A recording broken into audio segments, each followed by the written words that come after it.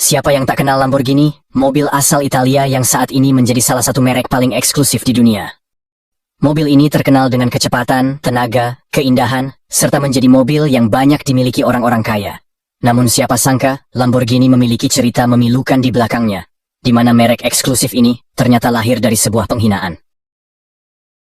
Lamborghini didirikan oleh seorang pemilik perusahaan traktor bernama Ferruccio Lamborghini, yang kemudian mengembangkan usahanya ke sektor mobil sport, dengan menciptakan mobil-mobil mewah dengan harga fantastis, seperti yang kita kenal saat ini. Ferruccio lahir pada April tahun 1916 di sebuah peternakan di pedesaan Renazzo di utara Italia. Orang tuanya adalah petani anggur sekaligus pembuat wine. Mereka mengajarkan pada Ferruccio untuk selalu bekerja keras dalam membuat produk yang berkualitas. Ferruccio menerapkan apa yang selalu diajarkan oleh orang tuanya, tetapi tidak dengan cara yang orang tuanya harapkan. Dia lebih tertarik untuk memperbaiki traktor daripada belajar bagaimana mengelola peternakan dan perkebunan. Meskipun dianggap menyimpang dari bisnis keluarga, Ferruccio memilih untuk tetap mendalami minatnya dengan belajar mekanik di sekolah teknik di Bologna. Ia belajar memperbaiki mobil, sepeda motor, dan truk yang rusak dengan menggunakan suku cadang bekas. Ia menjadi populer sebagai ahli dalam improvisasi mekanik dan memperbaiki mesin. Namun tak lama kemudian, Perang Dunia II meletus. Ferruccio direkrut oleh Angkatan Udara Kerajaan Italia dan ditugaskan untuk bekerja sebagai mekanik di pangkalan militer di Pulau Rhodes, Yunani. 3 tahun kemudian, Italia menyerah. Setelah perang, pasukan Jerman mengambil alih pangkalan militer dan mengusir orang Italia. Ferruccio memutuskan untuk tinggal dan meminta izin untuk membuka bengkelnya sendiri. 2 tahun kemudian, pasukan Inggris tiba dan membawa semua orang di pangkalan militer sebagai tahanan, termasuk Ferruccio. Ketika mereka mengetahui keterampilan yang dimiliki Ferruccio, mereka memintanya untuk bekerja memperbaiki kendaraan mereka. Setahun kemudian, mereka memperbolehkannya pulang. Tahun-tahun awal Ferruccio di rumah tidaklah bahagia. Istrinya yang bernama Clelia meninggal saat melahirkan anak tunggal mereka yang bernama Tonino. Setelah itu, Ferruccio sibuk di bengkelnya, memperbaiki kendaraan-kendaraan sisa perang, truk, dan traktor. Tetapi suatu hari, ia menerima permintaan mendesak dari ayahnya, yang sekaligus akan mengubah jalan hidupnya. Ayah Ferruccio meminta traktor baru.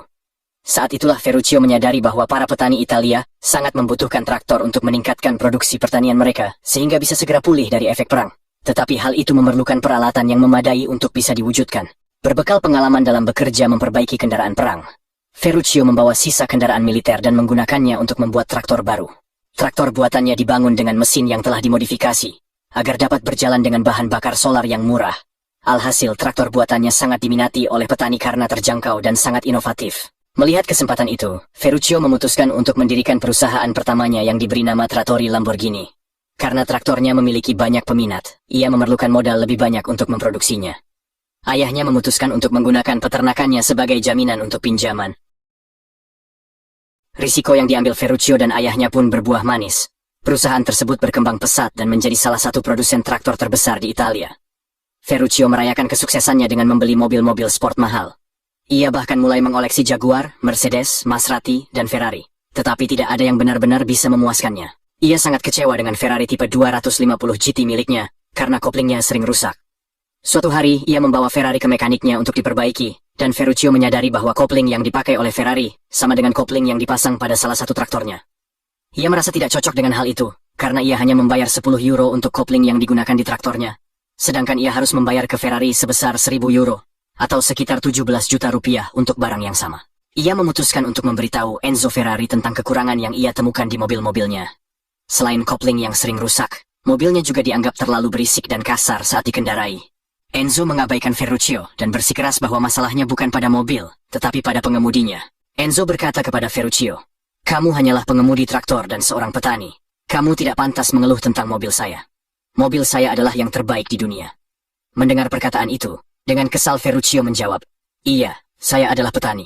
Tetapi saya akan menunjukkan kepadamu bagaimana mobil sport yang sebenarnya." Hari itu, Ferruccio pulang dengan tekad untuk membuktikan kemampuannya. Banyak orang menyebut tindakannya itu gila karena ingin menyaingi Ferrari, dan tindakannya itu hanya akan menghambur-hamburkan uang. Namun, Ferruccio tetap pada pendiriannya dan mendirikan perusahaan baru dengan namanya sendiri. Ia juga mempekerjakan 3 mantan karyawan Ferrari dan membeli lahan besar untuk membangun pabrik. Hanya dalam waktu 9 bulan, Ferruccio berhasil menyelesaikan mobil sport pertamanya, yaitu Lamborghini tipe 350 GT. Karyanya itu dianggap sebagai karya teknis yang luar biasa, karena dilengkapi dengan mesin V12, transmisi 5 percepatan, rem cakram 4 roda, dan suspensi independen 4 roda. Ia pun mendapatkan banyak pujian dari pelanggan dan kritikus. Ferruccio membuktikan kepada Enzo dan orang-orang yang meremehkannya bahwa ia bukan hanya seorang petani, tetapi juga seorang jenius mekanik yang mampu membangun mobil-mobil superior. Sejak saat itu, Lamborghini Trattori terus melanjutkan kesuksesannya dan meluncurkan model-model yang lebih terkenal seperti Espada, Islero, Harama, Uruko, dan Countach. Mobil-mobil buatannya dianggap lebih unggul daripada mobil-mobil sport lainnya, karena tidak menggunakan bagian-bagian siap pakai dari produsen lain. Dan Countach menjadi mobil yang paling banyak ditulis dalam sejarah. Sayangnya, kesuksesan Ferruccio berhenti setelah menghadapi serangkaian peristiwa di luar kendalinya. Kesepakatannya dengan negara Bolivia untuk menyediakan 5.000 traktor dibatalkan setelah negara itu mengalami kudeta. Kerugian itu memaksa Ferruccio untuk menjual perusahaan traktor dan 51% saham mobil Lamborghini miliknya.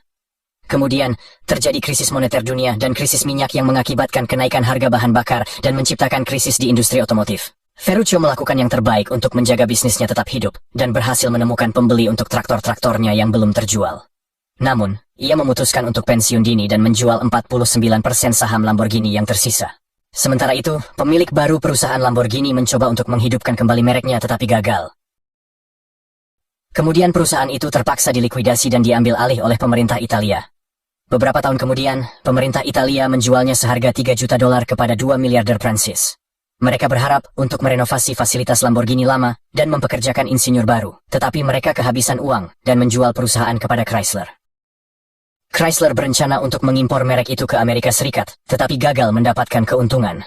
Pada tahun 1994, dua pengusaha asal Indonesia bernama Setiawan Jody dan Tommy Soeharto mengakui sisi kepemilikan Lamborghini dari tangan Chrysler. Sayangnya, kepemilikan ini tidak berlangsung lama dan hanya sampai tahun 1998. Meskipun mereka lebih beruntung dalam membuat penjualan, itu tidak cukup untuk menghadapi krisis keuangan di Asia. Sampai akhirnya perusahaan itu dijual kepada Audi, anak perusahaan dari grup Volkswagen, sebuah perusahaan otomotif asal Jerman. Pada saat itu, Audi membeli perusahaan itu dan menyadari perlunya perhatian lebih besar terhadap proses dan kualitas produk. Di bawah kepemimpinan mereka, Lamborghini mampu mengatasi tantangan abad ke-21 dan merebut kembali tempatnya di pasaran dengan merilis Lamborghini Gallardo, Huracan, dan konsep SUV Urus. Penjualan melonjak di seluruh dunia, terutama di Amerika Serikat. Berdasarkan salah satu sumber, Lamborghini mengonfirmasi bahwa mereka telah berhasil mencapai 10.000 penjualan di sepanjang tahun 2023, dan itu menjadi pertama kalinya dalam sejarah sepanjang perusahaan itu berdiri. Bagi banyak pabrikan mobil, menjual 10.000 unit mobil dalam setahun bukanlah hal yang besar. Namun bagi mereka yang bermain di segmen mobil mewah, hal ini merupakan tonggak sejarah yang luar biasa. Inilah kisah tentang bagaimana seorang petani dan tahanan perang mengubah bisnis traktornya menjadi sebuah kerajaan mobil sport yang bernilai 20 miliar euro. Jika kalian suka kisah-kisah seperti ini, jangan lupa berikan like dan komentar kalian. Dan sampai jumpa di video berikutnya, subscribe.